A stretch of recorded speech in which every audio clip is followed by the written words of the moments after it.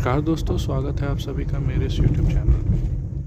आज 11 जून 2022 को मैं अपने शहर बिलासपुर से निकल पड़ा हूँ वेस्ट बंगाल के शहर खड़गपुर के लिए। इस वीडियो में मैं route, road condition, travelling time और मेरी गाड़ी की माइलेज की सारी डिटेल्स आपके साथ शेयर करूँगा। तो आइए देखते हैं मेरे इस वीडियो को। जो रूट मैंने लिया है उसकी स्क्रीनशॉट ये रही। इस रूट में मैं मैक्सिमम NH49 को ही फॉलो करता रहूँगा।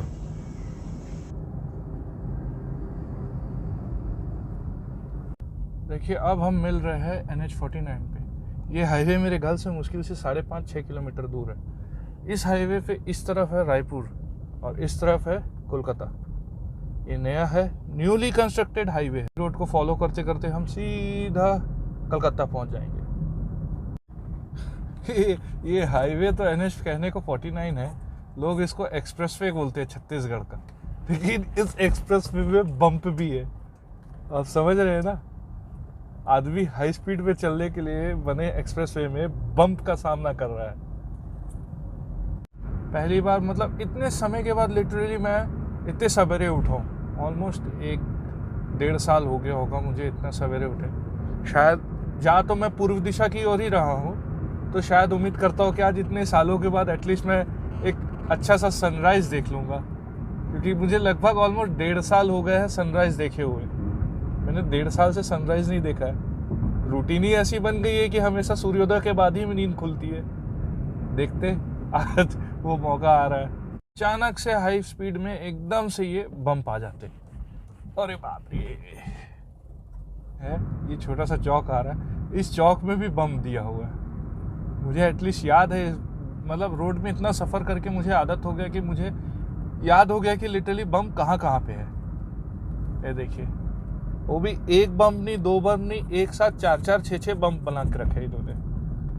ये देखिए, अब इसमें अगर आप स्पीड से गुजर जाएंगे ना, तो बाय गॉड आपकी गाड़ी का हाल आप जान लीजिए क्या होगा।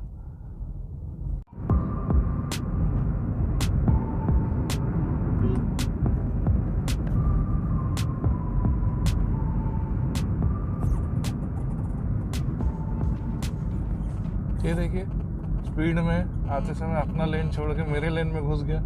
अब कौन से लेन से मैं निकलूं मुझे ये समझ नहीं आ रहा। एकदम सेंटर में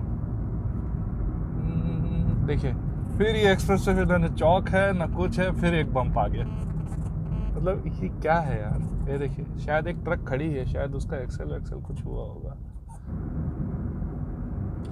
दूर कहीं देखो रॉन्ग साइड में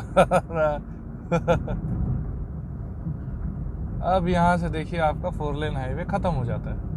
अब यहाँ से वापस 2 लेन बन जाता है, और ये बहुत डेंजर जोन भी बन जाता है, क्योंकि यहाँ पे ट्रक वाले भी सिंगल लेन कर देते हैं। देखिए, यहाँ से अब ये आपका 2 लेन हो जाएगा, लेकिन पूरी रोड सीधी रहेगी। वहाँ दूर देखिए सूर्योदय हो रहा है।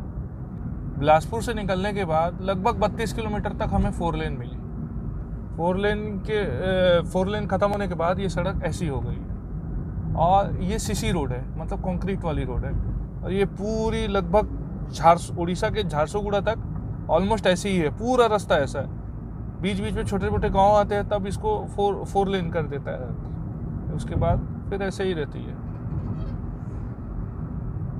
ज़्यादा कंसंट्रेशन मुझे ड्राइविंग में करना चाहिए, क्योंकि अब यहाँ से रोड सिंगल लेन हाईवे हो गया है, डबल लेन हाईवे हो गया है, और अपोजिट से आने वाली गाड़ियों का भी थोड़ा सा ध्यान रखना पड़ता है।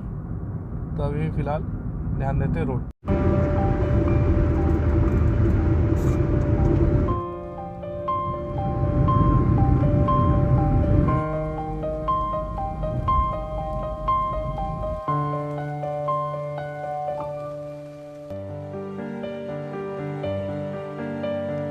आपकी आंखों के लिए बहुत आंखों में चुभने लग जाता है।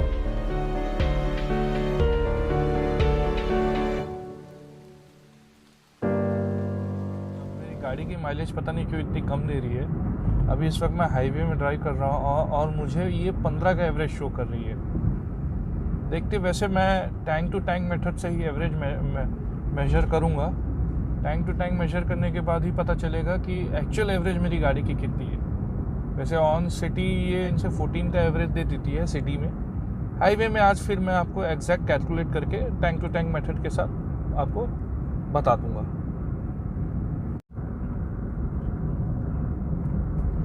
देखिए सूरज की रोशनी तो अभी तेज़ हो गई है। सवेरे निकलने का यही एक अच्छा फ़ायदा है, अगर आप ईस्ट की तरफ जाते हैं ना तो जब तक सूरज की रोशनी तेज़ होती है वो आपके विंडस्क्रीन को पार कर जाती है, तो इसलिए आपको सवेरे सवेरे ज़्यादा दिक्कत नहीं होती है गाड़ी चलाने में। आँखों में सूरज की रोशनी ज़्यादा चुभती नहीं है। लेकिन वही अगर आप शाम के समय वापस जब आप वेस्ट की तरफ जाते रहेंगे तब 3 बजे के आसपास देखिएगा सूरज की रोशनी सीधा विंडस्क्रीन से आपकी आंखों में टकराएगी डायरेक्ट।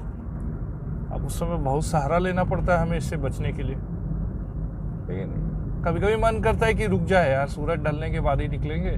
तो कभी कभी हम सनशेड और या फिर कुछ भी इधर उधर करके टेढ़ा मेढ़ा सनग्लास लगा के कुछ ना कुछ हम जुगाड़ लगा ही लेते हैं, लेकिन तकलीफ होती है हमें उस समय। इस तकलीफ़ों से हमें सवेरे छुटकारा मिल जाता है। देखिए इस वक्त हम चल रहे हैं NH49 पे। मैंने कहा था ना ये सड़क वैसे अभी 2 लेन है, लेकिन बीच बीच में रायगढ़ के पास जब गांव आते हैं ना छोटे मोटे, तो ऐसे बीच में रोड के बीच में डिवाइडर आ जाते हैं और दोनों रोड लगभग 4 लेन हो जाते हैं। लेकिन ये सिर्फ और सिर्फ कुछ देर के लिए ही रहता है, टेम्प्रेरी है।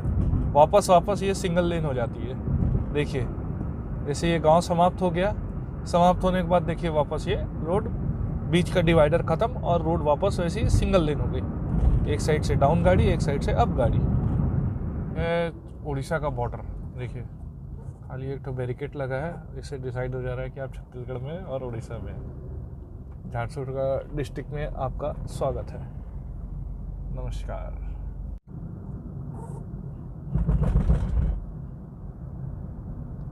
इस वक्त हम NH49 में चल रहे हैं।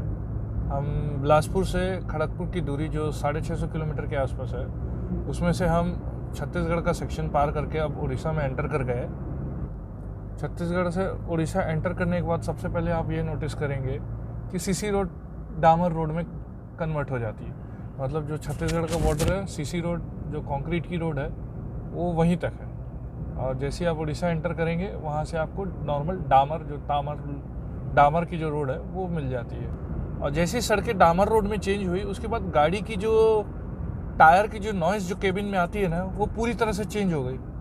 मतलब छत्तीसगढ़ में जो जहाँ तक सीसी रोड थी वहाँ तक टायर की नॉइज़ बिल्कुल अलग आ रही थी, बहुत ज़्यादा शोर कर रहा था। वहीं जैसे ही हम एसफॉल्ट वाले रोड में, डामर रोड में आए, जैसे ही हम एंटर किए, टायर नॉइज़ बहुत ही कम हो गई है। और दूसरा सबसे बड़ा चेंज जो है छत्तीसगढ़ से अगर आप उड़ीसा में एंटर करेंगे तो दूसरा सबसे बड़ा चेंजेस है स्पीड ब्रेकर में। स्पीड ब्रेकर छत्तीसगढ़ में जहाँ एक साथ 3 ठो आते हैं, वहीं उड़ीसा में एक साथ 8 आते हैं। छत्तीसगढ़ में तो एटलीस्ट आपको वाइट मार्किंग मिलेगी उड़ीसा बम्पर जो स्पीड ब्रेकर है उसमें। उड़ीसा में आपको मार्किंग भगवान भरोसे, कहीं मिल गई तो मिल गई, नहीं मिली तो नहीं मिली। लेकिन जब आती है उड़ीसा स्पीड ब्रेकर तो एक साथ कम से कम 7-8 ठो आती है। छत्तीसगढ़ में एटलीस्ट 3 ठो आती थी। घर से सवेरे सवेरे निकलते समय मैंने यही डिसाइड किया था कि आज के दिन का ब्रेकफास्ट तो मैं उड़ीसा में ही करूँगा, क्योंकि उड़ीसा का ब्रेकफास्ट बहुत ही फेमस है, खास करके घुगनी। ये लीजिए, आप लोग भी दर्शन कर लीजिए उड़ीसा के बम्पर के। 1 2 3 4 5, अरे यहाँ कम थे। वैसे मुझे ये ट्रिप स्टार्ट किए हुए 3 घंटे 8 मिनट एग्जैक्ट हो गए, और इस 3 घंटे 8 मिनट में मैंने 202 किलोमीटर कवर किया है। ये उड़ीसा के बम्प्स 1 2 3 4 5 एक साथ 5 6, अच्छा सॉरी 6 है, एक साथ 6 ठो बम्प्स है। मतलब ये क्या है यार, छत्तीसगढ़ में हमें 3 बम्प्स मिलते हैं, उड़ीसा में 6 ठो, और कई 8 भी मिले हैं मुझे भाई इस रोड में। ये देखिए एक और आ जा रहा है, एक ख़त्म नहीं हुआ दूसरा आ गया। ये देखिए 1 2 3 4 5 6, अरे 6 ठो है इधर। वैसे उड़ीसा आने के बाद लोग जनरली 2 ही चीज़ सबसे ज़्यादा नोटिस करेंगे, एक है उड़ीसा का बम्प और दूसरा उड़ीसा के जंगल। जी हाँ, बहुत ही हरियाली है। ऑलमोस्ट आप कोई भी रोड पकड़ लीजिए उड़ीसा का, कोई भी हाईवे निकल जाइए, उस हाईवे में आपको ऑलमोस्ट ऑलमोस्ट मैं ये कह सकता हूँ आपको कम से कम 60% एरिया तो आपको 60 to 70% एरिया तो आपको फॉरेस्ट ही मिलेगा उड़ीसा का। सही में उड़ीसा, ये देखिए एक और बम्प आ गया, सही में उड़ीसा।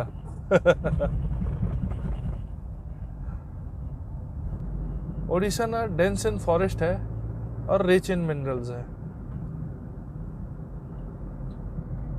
देखिए फिर इतने सारे बम्स, देखिए एक के बाद एक, एक के बाद एक, एक के बाद एक बम्स आ जाते हैं। मतलब बंगाल एंटर करने के बाद एटलीस्ट हमको ये बम्स तो नहीं मिलते, ये स्पीड ब्रेकर हमें बंगाल में नहीं मिलते, एटलीस्ट हाईवे में तो नहीं मिलते। इस हाईवे पे, बाकी हाईवे का तो मुझे नहीं पता, लेकिन इस हाईवे में एटलीस्ट हमें बंगाल में स्पीड ब्रेकर नहीं मिलते।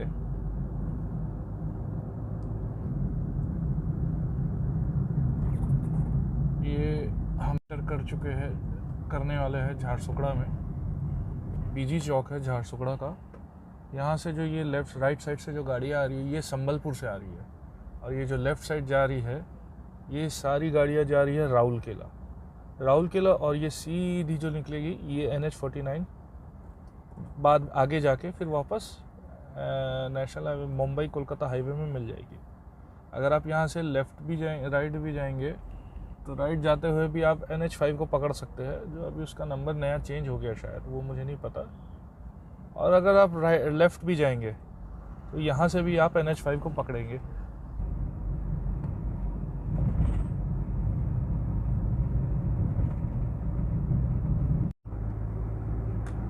ये जो चौराहा था जो झारसुगड़ा का भी मैंने बताया था, वो बहुत ही रश रहता है। झारसुगड़ा एंटर करने के बाद ये ऑलमोस्ट झारसुगड़ा सिटी के बीच से निकलता है। थोड़ा ट्रैफिक रहता है, सवेरे का समय था तो ट्रैफिक ज़्यादा मुझे मिला, और उसको जैसे ही झारसुगड़ा पार करते हैं उसके बाद पूरी रोड खाली है। देख सकते हैं ऐसे ही है ये रोड।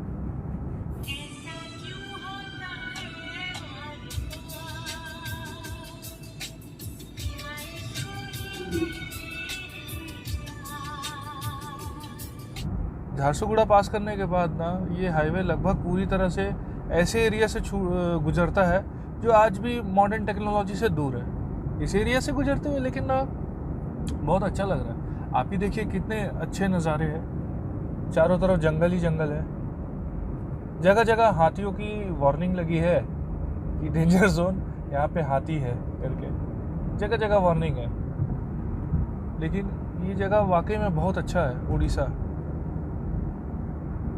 इस रास्ते में हर चीज़ आपको पसंद आएगा, बस एक ही चीज़ आपको पसंद नहीं आएगा, वो है उड़ीसा के बम्प यानी स्पीड ब्रेकर्स।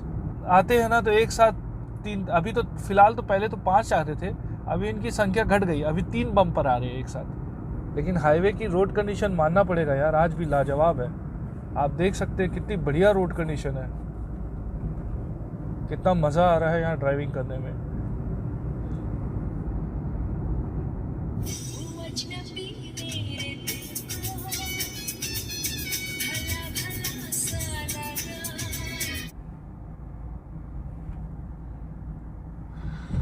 सीन देखो आप, ये है उड़ीसा।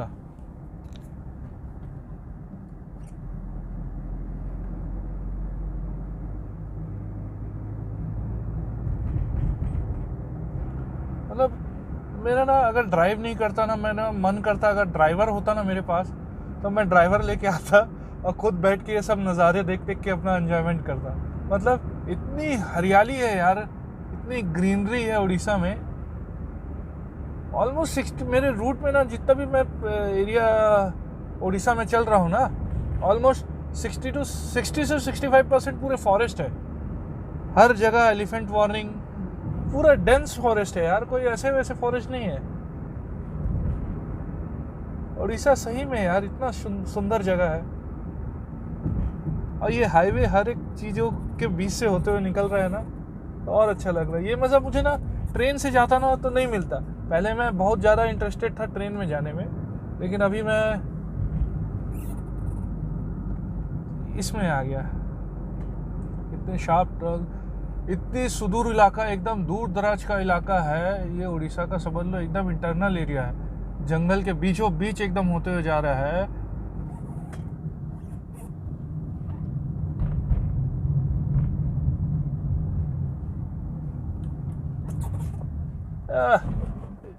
कितने भी शानदार रोड हो, बस उसका हालत ना, ये सड़े से बम्प्स जो है ना, ये देखिए लाइन से ये बिगाड़ देते हैं।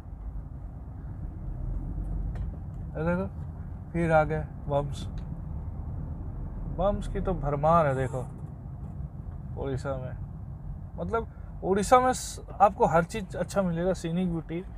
मेरे ख्याल से ये बम्प्स भी इसीलिए कि आदमी कहीं इस सुंदर वादियों में ड्राइव करते करते कहीं खो ना जाए, तो यही सब चीज़ उसको होश में लाने या बोले थे अलर्ट करने के लिए बम्प अचानक आ जा रहे हैं लगता।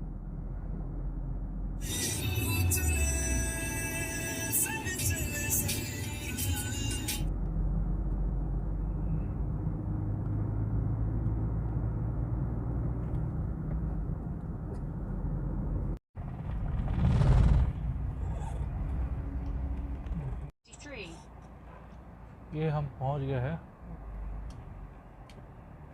ट्राई जंक्शन में।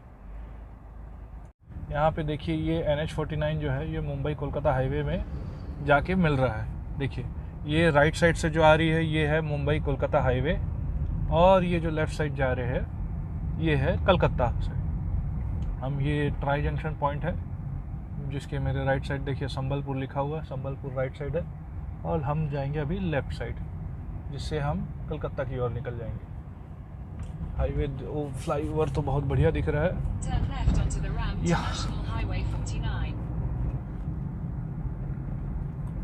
In 500 meters, slight left onto National Highway 49, National Highway 53. National highway 53 new number, sorry. वैसे अब तक जो मैं यहाँ तक जो नेशनल हाईवे जो मुंबई कोलकाता जो मेन हाईवे है, इसमें मैं यहाँ पे आके देवघर के पास एक गांव है, इधर आके मैं ज्वाइन कर रहा हूँ। वैसे अब तक रास्ता तो बहुत बढ़िया था, और इसके बाद तो बाप रे 4 लेन हो गई, ये तो 4 नहीं शायद 6 लेन हो गई है। अब तो आएगा अच्छा। वैसे अब तक ये पहली बार हो रहा है कि मैं कोलकाता जाते समय एंजॉय कर रहा हूँ, नहीं तो 2017 में इस हाईवे में सफ़र करना बोलने से सफ़र तो वो वाला सफ़र हो जाता है, अंग्रेजी वाला। और अभी रोड कंडीशन बहुत ही शानदार है, 4 लेन हो गई है, सीसी रोड हो गई है, गाड़ी अपना मस्त है, चलाने में आपको और अच्छी लगेगी, सीनिक ब्यूटीज भी रहेगी। इस हाईवे का अपना अलग ही मज़ा हो गया अभी तो, मतलब सीनिक ब्यूटी के साथ रास्ता भी सुंदर है। देखते हैं ये कब तक 4 लेन रहता है, मैं आगे आपको अपडेट करूँगा। ये जो मुंबई कोलकाता हाईवे है ना, ये आज की डेट में ना बहुत ही शानदार हो गई है। पहले तो इस पर सफ़र बिल्कुल नहीं किया जा सकता था भाई, आदमी सोचता था 1000 बार। पहले जनरली क्या करते थे, लोगों को मुंबई से या नागपुर से कहीं से भी अगर कलकत्ता जाना होता था ना, तो या तो वो संबलपुर से डाइवर्ट हो जाते थे कि उंझर की संबलपुर से डाइवर्ट हो जाते थे कटक वाली रास्ते में, या फिर वो पहले ही मुंबई से अगर आ रहे तो नागपुर से पहले ही वो डाइवर्ट हो जाते थे विशाखापट्टनम वाले रूट के लिए। इस रूट में कोई आना ही नहीं चाहता था, पर अब देखिए इतनी शानदार रोड बन गई है ये। मतलब ये हाईवे इतना सुधर गया है ना आज की डेट में कि कलकत्ता जाने के लिए हम लोग कभी, मतलब पहले 2017 तक की बात करूँ, 17-18 लास्ट में गया था 2020 में कलकत्ता, तो जनरली हम लोग ये हाईवे प्रीफर करते ही नहीं थे। ये हाईवे हम लोग को रुला देता था, हम लोग घूम के जाना प्रीफर करते थे। अगर आप ये रोड पकड़ते भी थे तो आपको कलकत्ता से संबलपुर आने के लिए लगभग 1 दिन खींच देता था। आपको नाइट स्टे संबलपुर में हम लोग हमेशा करते थे, लेकिन आज की डेट में ये रोड एकदम यू टर्न हो गया, एकदम अपोजिट हो गया। इतना शानदार सुंदर रोड हो गया है कि क्या बताऊं मैं। हम लोग कभी नहीं प्रीफर किए, लोग जनरली हमारे बिलासपुर शहर से हो चाहे रायपुर शहर के हो, लोग जनरली अगर कलकत्ता जाते थे या तो झारसुगड़ा होते हुए राउरकेला होते हुए निकल जाते थे, या झारसुगड़ा कुत्रा सिमडेगा होते हुए निकल जाते थे, या फिर संबलपुर होते हुए वो लोग कटक वाला रूट पकड़ के निकल जाते थे। लेकिन इस रूट में कोई कभी नहीं आना चाहता था, क्योंकि ये रूट जनरली रुला देता था लोगों को ड्राइव करते समय। इतना पेशेंस का ना क्या बोलना चाहिए, इंतहा हो जाती थी। और आज के समय में करेंट डेट है आज 11 जुलाई 2022 को, ये रोड इतनी शानदार है, मुझे लगता है अभी भी लोग इसके बारे में जान नहीं रहे। अभी भी लोग इस रोड का दहशत ऐसा है कि अभी भी लोग इस रोड में आना प्रेफर नहीं कर रहे हैं। इसलिए ये रोड अभी भी खाली है, ये हाईवे अभी भी खाली है। हाँ, रात के समय मैं भी प्रिफर नहीं करूँगा, क्योंकि ये तो पूरी मोस्टली जंगल से होते हुए ये रास्ता निकलता है, तो रात के समय तो बिल्कुल मैं प्रिफर करूँगा ही नहीं। लेकिन दिन के समय तो आराम से आप आ सकते हैं, जैसे मैं आ रहा हूँ। देखिए पूरी रोड कितनी शानदार है, क्रूज कंट्रोल लगाइए और बस चलते रहिए। ये मतलब ज़्यादा लोगों को अभी इसकी रोड के बारे में लगता पता नहीं है, क्योंकि मोस्टली ट्रैफिक अभी भी डाइवर्ट हो रहे हैं। इस रूट में ट्रैफिक मिल ही नहीं रहा है, लोगों को अभी तक पता नहीं है कि ये रूट अभी बन चुका है।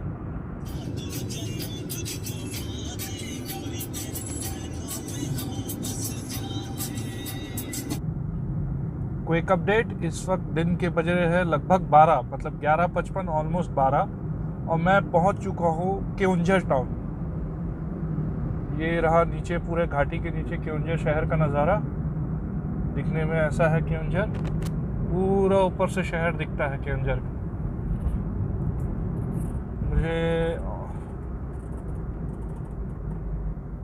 मेरी ट्रैवलिंग टाइम हो गई 7 घंटा एग्जैक्ट।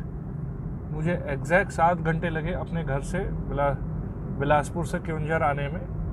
बीच में मैंने एक 20 मिनट का ब्रेक भी लिया था।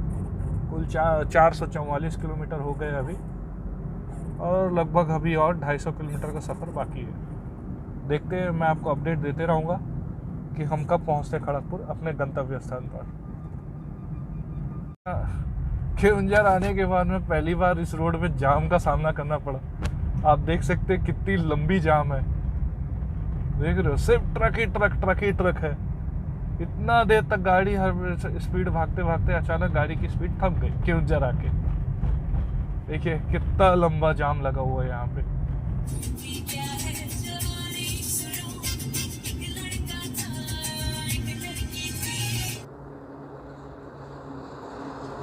हाय फ्रेंड्स, दोपहर के 3 बज रहे हैं और बहुत ही चलचलाती धूप और गर्मी है बाहर पे। अभी मैं बहरागोड़ा से 30 या 20 किलोमीटर दूर होऊंगा। खड़गपुर यहाँ से टोटल अभी 80 किलोमीटर और है। हाईवे की कंडीशन अभी तक वैसी ही है, बहुत ही शानदार है कंडीशन। बीच बीच में छोटे मोटे पैचेस आए उड़ीसा में। मेरी गाड़ी जिसने बाकायदा मेरा साथ दिया, छोटे मोटे पैचेस आएंगे जिसमें ऑलमोस्ट वो बर्दाश्त कर सकते हैं। ओवरऑल कह सकता हूँ कि अब तक जो मैं सफ़र किया हूँ इस सफ़र के दौरान कुल 95% रोड सही है। छोटे मोटे डाइवर्शन है बीच में,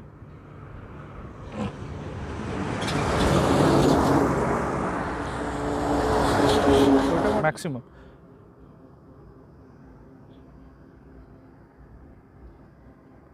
जैसे ये एक डेमो आपको एक डाइवर्शन का दे रहा हूँ मैं। बीच बीच में छोटे छोटे डाइवर्शन आते हैं, जैसे इस तरीके से। देखिए ये ज़्यादा लंबे नहीं होते, हार्डली 200 मीटर्स होंगे। इस पूरे ट्रिप में मुश्किल से एक आधी ऐसे डाइवर्शन होंगे जो मैक्स टू मैक्स 1 किलोमीटर का ही है, उससे ज़्यादा नहीं है। ये भी डाइवर्शन देखिए, वो जहाँ बस खड़ी है सामने आपको कैमरे में दिख रही है, वहाँ पे इसका डाइवर्शन ख़त्म हो जाएगा। ये इस वक्त मैं दिन के बज रहे हैं 3:21 और मैं पहुँच रहा हूँ बहरागोड़ा का ये वही फ्लाईओवर है। In 600 meters, slide right onto National Highway 49. Baharagora का ये वही हाईवे है जिस पे अगर आप लेफ़्ट साइड जाओगे तो आप जमशेदपुर पहुंच जाओगे, राइट साइड जाओगे तो आप कलकत्ता पहुंच जाओगे। और यहाँ से कलकत्ता ज़्यादा दूर नहीं है, 100 किलोमीटर होगा, मुश्किल से 100 नहीं 150 किलोमीटर होगा। यहाँ से हाईवे तो हर कोई जानता है कि कैसा है, बस यहाँ का किसी को नहीं पता था जहाँ तक मैं अभी पहुँचा हूँ Baharagora. Slide right onto National Highway 49. चलिए मुड़ते हैं राइट और ज्वाइन करते हैं इस हाईवे को।